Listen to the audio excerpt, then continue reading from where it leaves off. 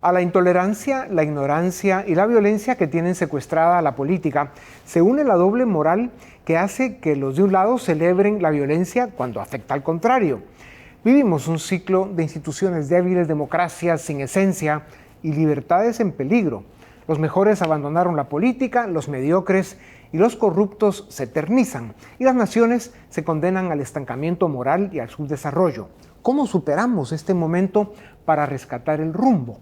Para reflexionar sobre estos temas, les presento a Ricardo Rojas, doctor en Historia Económica, abogado, catedrático universitario y un prolífico escritor.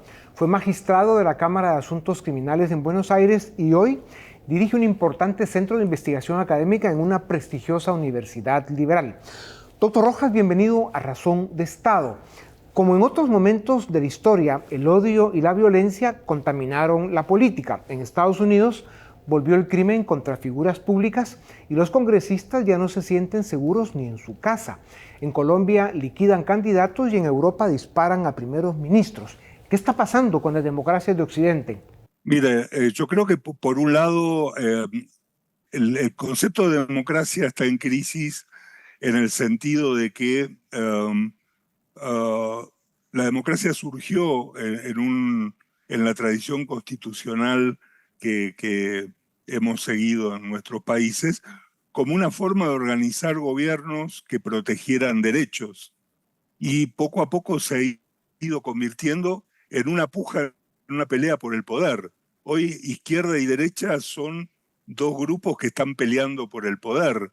Ya se ha desdibujado bastante esa diferencia. De modo que hoy uno podría decir que por un lado hay gente que lucha porque sus derechos sean respetados, quiere vivir en paz, quiere seguir su propio curso de vida sin molestar a nadie y sin que nadie lo moleste.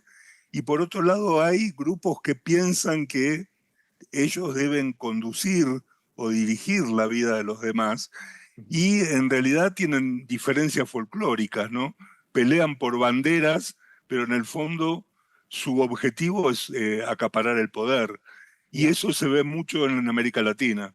Doctor, ¿y son los hechos que estamos viviendo y viendo evidencia de que el sistema político, del cual son parte las leyes, está perdiendo el control y son las pasiones y los extremos los que están tomando el control?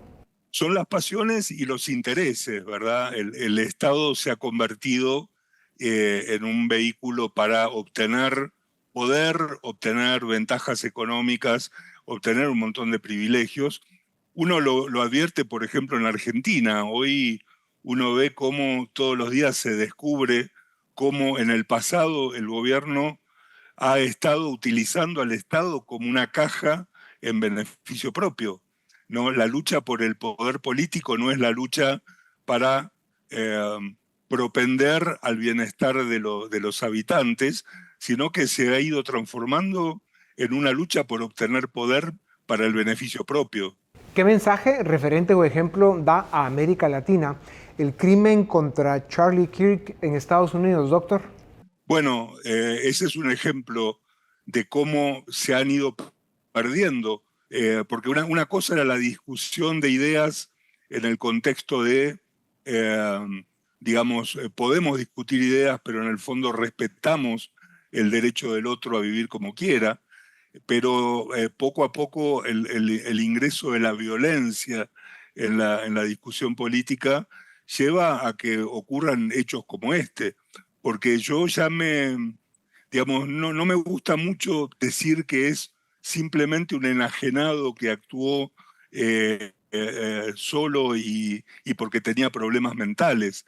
Son episodios que uno lo ve cada vez con mayor asiduidad en todos los países que demuestran un grado de violencia muy fuerte, ¿no? Doctor, en Colombia, grupos armados con 22.000 miembros controlan territorios a punta de extorsión y terrorismo. ¿Quiere decir esto, en la misma línea de lo que usted estaba diciendo, que cuando el Estado se debilita, lo reemplaza el crimen organizado, la demencia y esta cantidad de locos que andan sueltos por el mundo?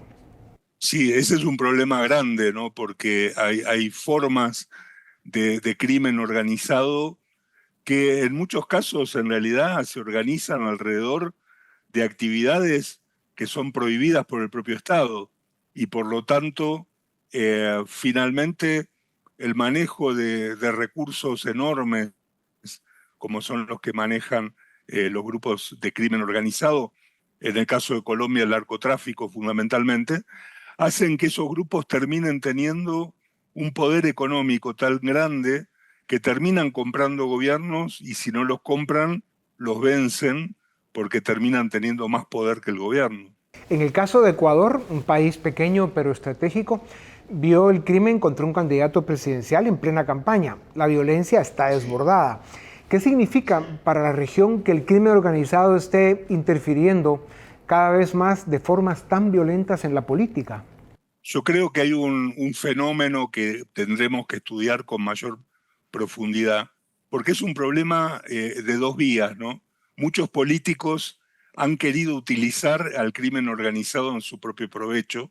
Uno sabe que hay países donde prácticamente todos los candidatos han coqueteado con el narcotráfico o con otras formas para obtener recursos, para obtener poder, y luego han tenido que pagar las facturas de eso.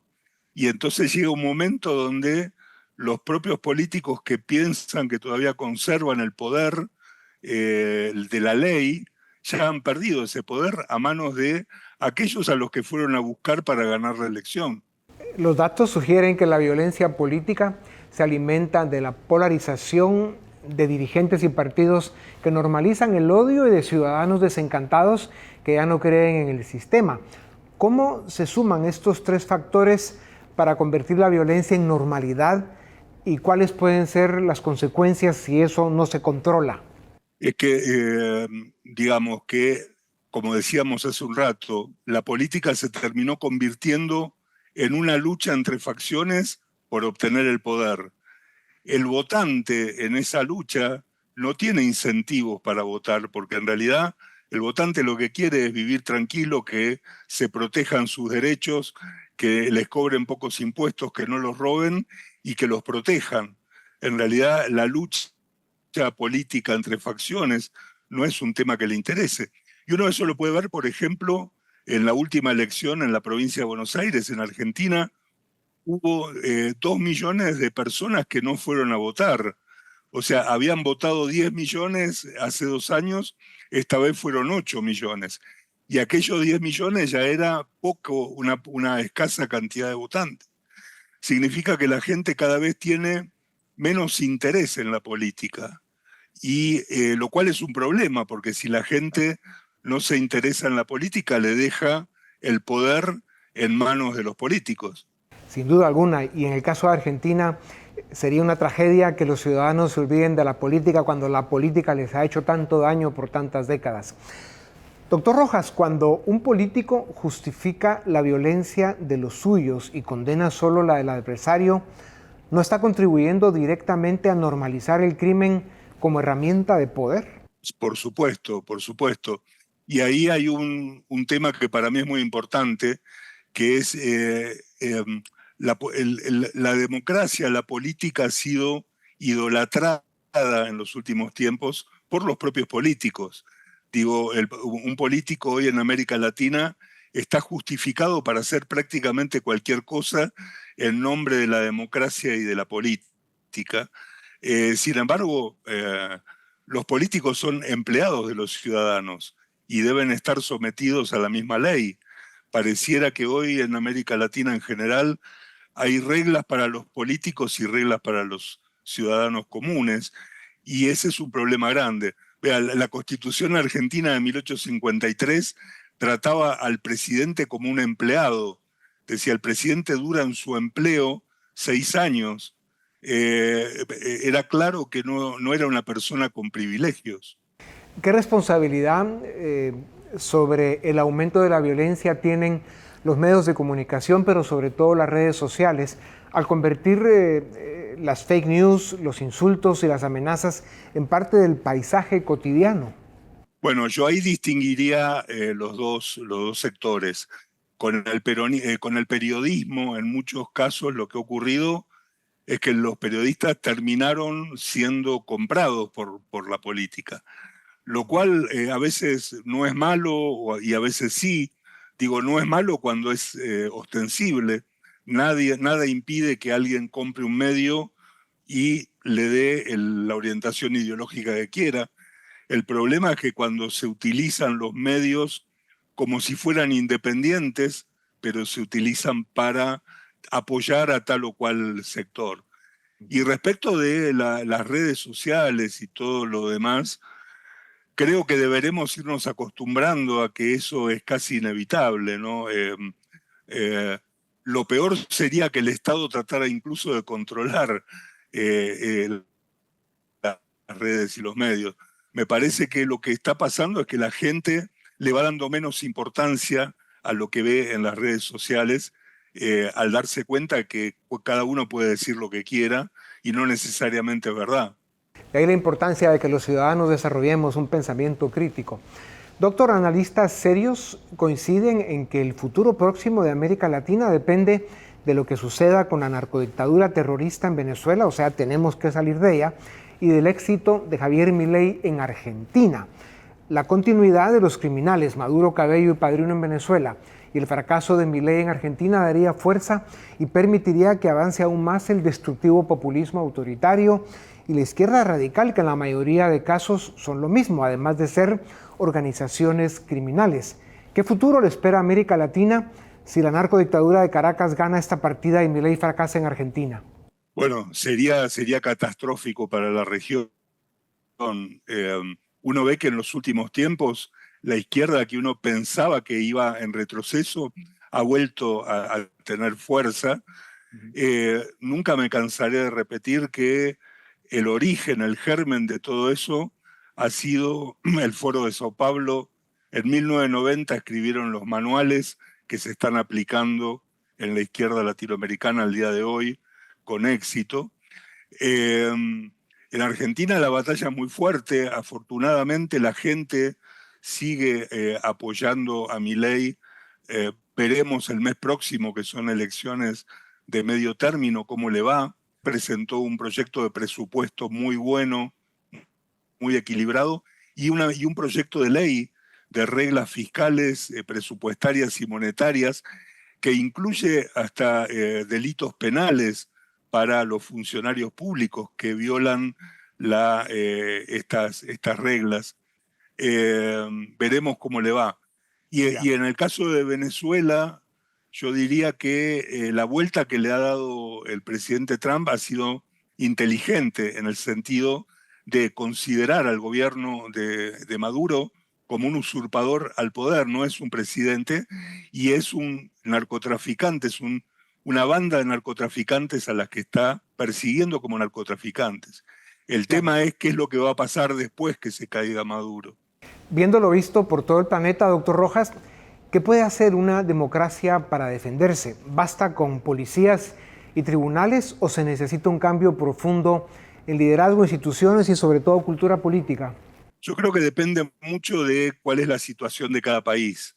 La democracia es un sistema que funciona muy bien en sociedades prósperas, donde los ciudadanos lo único que quieren es que se respeten sus derechos, que quieren que su propiedad, su libertad sea protegida y garantizada, y no le piden mucho más al gobierno.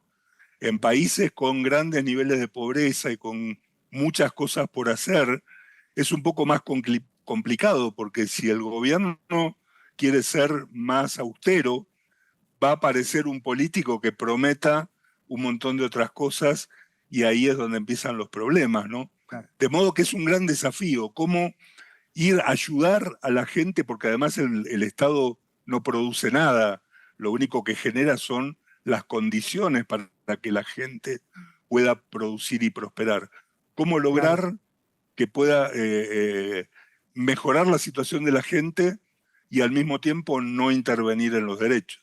Para terminar, doctor, es volver a las disciplinas de la libertad y la democracia, el respeto a las leyes, el trabajo honrado y a virtudes como la solidaridad y la empatía, lo que nos puede ayudar a rescatar este presente convulso que estamos viviendo para salvar el futuro.